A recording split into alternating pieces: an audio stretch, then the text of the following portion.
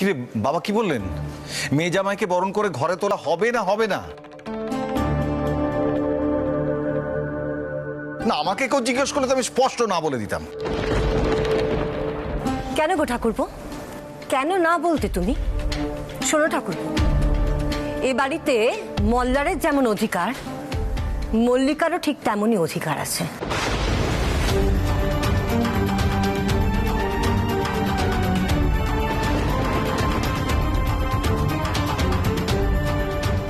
মল্লার বাবা কি বরণ করতে বারণ করেছেন?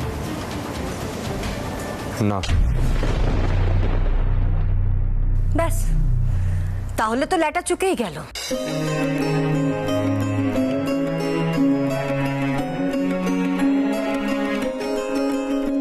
অষ্টমঙ্গলার অনুষ্ঠানটা বাবা মানতে পারছেন না, কিন্তু তা বলে আচার অনুষ্ঠান হবে না সেটা তো হতে পারে না, তাই না?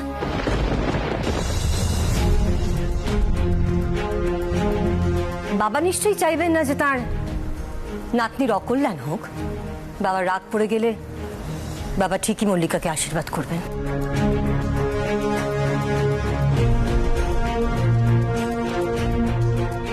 রুক্মিণী, আর কতক্ষণ ওদের দাঁড় করিয়ে রাখবে? বরণটা করো।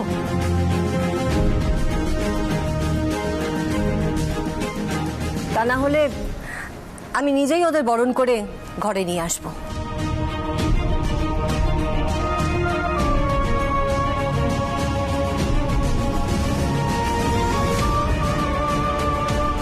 ঠাকুরপো,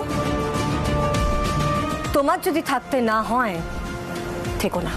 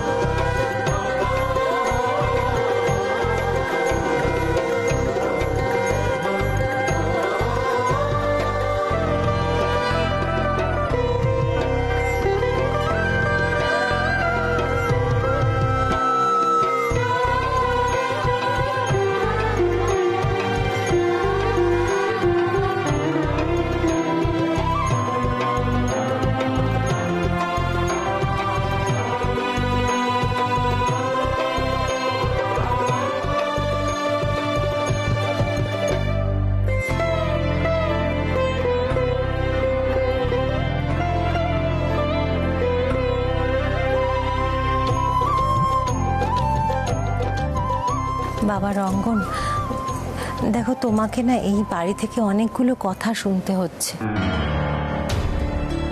তুমি কিন্তু রাগ করো না, দেখো এতে আমার মেয়েটার কোনো দোষ নেই। তুমি ওকে কিন্তু কিছু বলো না বাবা। আপনার কি মনে হয় যে আমি এই কাজ করব? না না বাবা, আমি সে কথা বলতে চাইনি। আসলে বিয়ে হবার পর থেকেই যে ধরনের ব্যবহার তুমি পাচ্ছ এই বাড়ি থেকে, তাতে হয়তো একটা আক্ষেপ তৈরি হতেই পারে, তাই বলছিলাম আর কি। রুক্মিণী, ওসব কথা তুমি একদম ভেবো না। আমাদের রঙ্গন ওই ধরনের ছেলেই নয়। চলো চলো চলো, বাকি আচার অনুষ্ঠানগুলো শেষ করে ফেলি। নতুন জামাইকে খাওয়াতে হবে তো নাকি? চলো।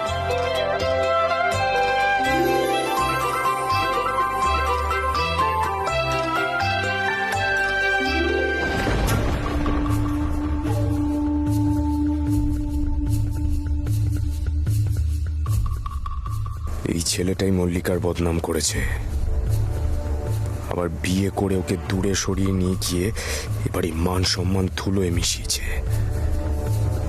এ আমি কি করে ভুলবো? সুরমণ্ডলের এই ছেলেকে আজ আমি তার জায়গাটা দেখিয়ে দেব। দাদু অন্তত তাতে একটু শান্তি পাবে।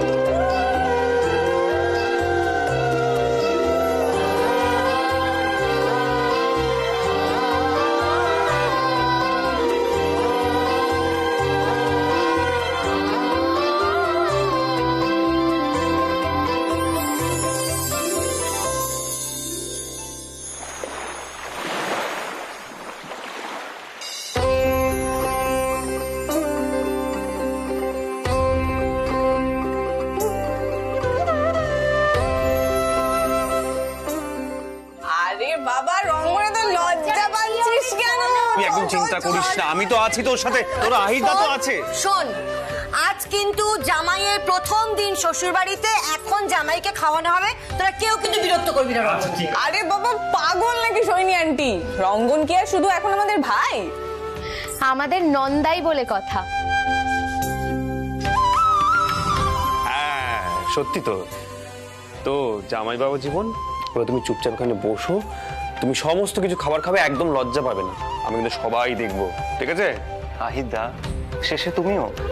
আচ্ছা, আমি কখন জামাই জামাই হাব ভাব করলাম বলো তো?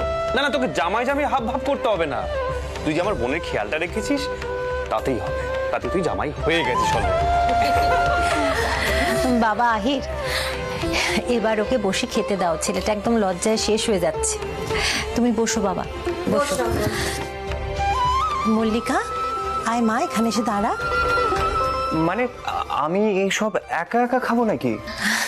বাবা, মল্লিকা বলছি তুমিও বসে পড়ো, তোমাকে ছাড়া বোধহয় খাবে না। রঞ্জাত, তুইও না একটা যাচ্ছে তাই। আচ্ছা, আহিদা মল্লারদা এরা কেউ খাবে না এখন?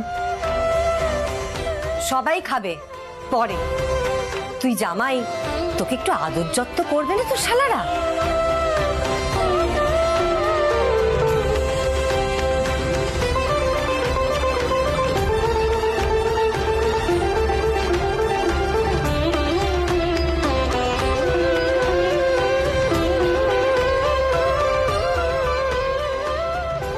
ওরে বাবারে, আদর যত্ন মানেই তো বিপদ।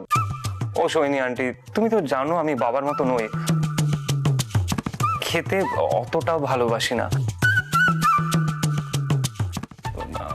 না না, আমি না এত খাবার খেতে পারবো না গো। তা আমাকে কেন বলছিস? আমি কি করব? তোর শাশুড়ি মাকে বল।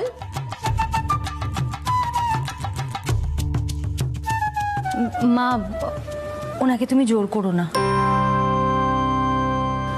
উনি যতটুকু পারবেন ততটুকুই খাক, নয়তো শেষে হাঁসফাঁস করবেন।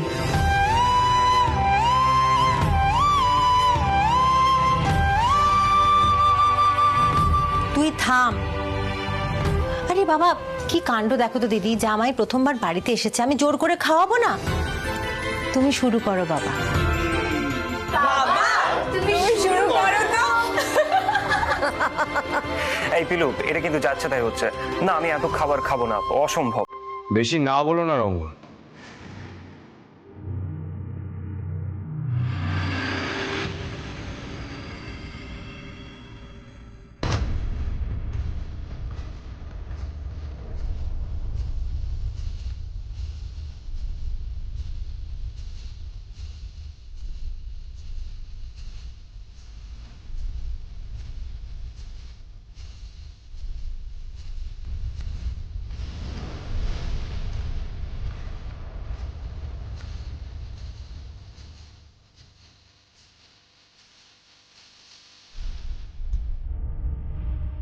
অনেকদিন তো এত রকমের খাবার জোটেনি, ভবিষ্যতেও জুটবে কিনা জানি না।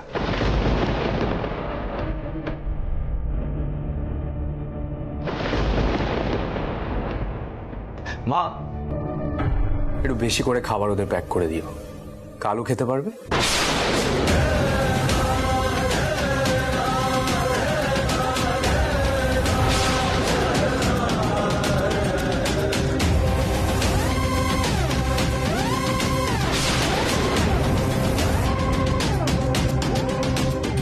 কি হলো, এভাবে সবাই তাকিয়ে আছো কেন?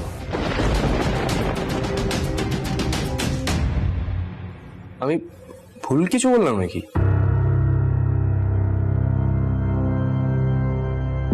আরে বাবা, ওদের তো এখন অবস্থা ভালো না। আর রঙ্গন তো কোনো রোজগারও করে না, কবে যে রোজগার করবে তারও কোনো ঠিক নেই।